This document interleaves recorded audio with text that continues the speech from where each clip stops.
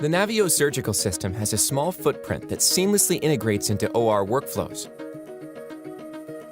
Instead of a preoperative CT scan, mapping of the bone surface is done intraoperatively and is used to create a 3D representation of the bone structure. Advanced planning software allows the surgeon to virtually position the implant and balance soft tissues throughout the full range of motion prior to bone resurfacing. Robotic assistance is delivered through a handheld tool. Computer navigation tracks the position of the robotics-assisted handpiece relative to the bone surface. The surgeon accurately removes the damaged bone surface using robotics assistance, making room for the implant.